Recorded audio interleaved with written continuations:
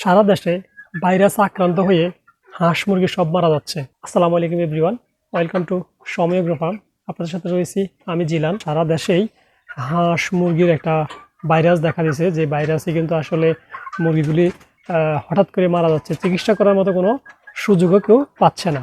তো আসলে এর থেকে আপনারা কি করবেন, কিভাবে আপনারা এই ভাইরাসের হাত থেকে আপনাদের হাঁস মুরগিগুলোকে রক্ষা করতে পারবেন?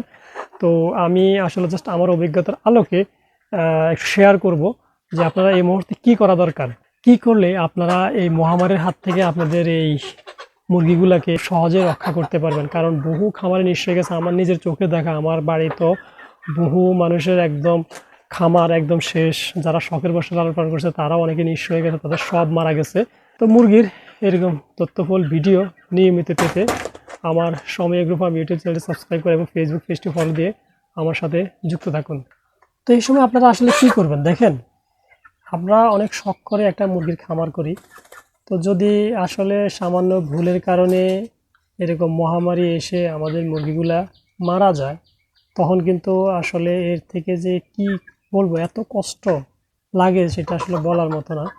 তো আসলে এইসব আপনারা কী করবেন দেখেন, আমরা বিশেষ করে বায়োসিকিউরিটিটা একদমই মেনটেন করি না, ঠিক আছে? তো আমাদেরকে অবশ্যই এই মুহূর্তে বায়োসিকিউরিটি মেনটেন করতে হবে।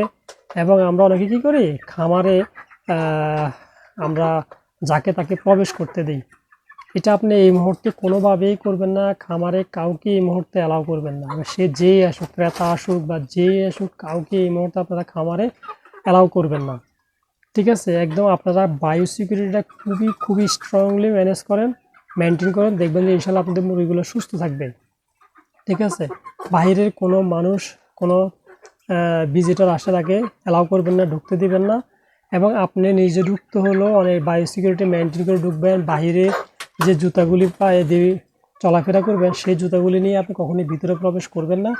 ভিতরে প্রবেশ করার সময় অবশ্যই আপনি চেষ্টা করবেন ওই বাহিরের জুতাগুলি বাইরে রেখে ভিতরে প্রবেশ করার জন্য, বা ভিতরে প্রবেশ করার জন্য আলাদা জুতা রাখবেন, ঠিক আছে? এবং আপনি একটা জীবাণুনাশক সবসময় আপনার খামারে স্প্রে করবেন, খামারের চতুর্দিকে স্প্রে করবেন, ঠিক আছে? সেটা আপনি যে কোনো জীবাণুনাশক হতে পারে বা পটাশ দিয়েও আপনি করতে পারেন, কোনো সমস্যা নেই। তো এই জন্য আপনি এই বায়োসিকিউরিটিটা মেনটেন করেন এবং ভিজিটর কাউকে অ্যালাউ করবেন না, ঠিক আছে? এবং আপনার আশেপাশে যত মুরগি আছে, কোনো মুরগিকে আপনি মুরগির সাথে মিশতে দিবেন না। এখন দেখা গেছে আপনি এবং আপনি আপনার মুরগিগুলোকে ভ্যাকসিন দিলেন এবং একটা নির্দিষ্ট জায়গায় আবদ্ধ করে রাখলেন, হ্যাঁ? তো সেখানে যদি আবার বাহিরের মুরগি প্রবেশ করে বা বাইরের মুরগি যদি ওদের সংস্পর্শে আসে, তাহলে কিন্তু ওরাও আক্রান্ত হয়ে যাবে। তো এই জন্য আপনারা অবশ্যই কোনোভাবে যেন আপনাদের মুরগির সাথে বাইরের কোনো মুরগি মিশতে না পারে সেদিকে খেয়াল রাখবেন। এবং মুরগিগুলোকে অবশ্যই একটা নির্দিষ্ট জায়গায় আবদ্ধ করে রাখবেন, কোনোভাবে যেন মুরগিগুলো এর থেকে বেরোতে না পারে এবং ওই জায়গায় বাইরের কোনো মুরগি যেন প্রবেশ করতে না পারে এবং বাইরের কোনো লোক যেন প্রবেশ করতে না পারে। এবং এই সময় বাজার থেকে কোনো হাঁস মুরগি ক্রয় করবেন না, ঠিক আছে? কারণ আপনি আপনার মুরগিগুলোকে অনেক সময় ভ্যাকসিন করেন বা নির্দিষ্ট জায়গায় আবদ্ধ করে রাখছেন, মুরগিগুলো সুস্থ আছে, কিন্তু আপনি বাজার থেকে যে মুরগিগুলো কিনে আনবেন সেগুলি কিন্তু আসলে অসুস্থ হতে পারে, বেশিরভাগ ক্ষেত্রে অসুস্থ হয়। এবং বাজারে বহু মানুষ বহু জায়গা থেকে আসে, বহু হাঁস মুরগি নিয়ে আসে। তো কোন মুরগির শরীরে কোন জীবাণু আছে আমরা কেউ জানি না।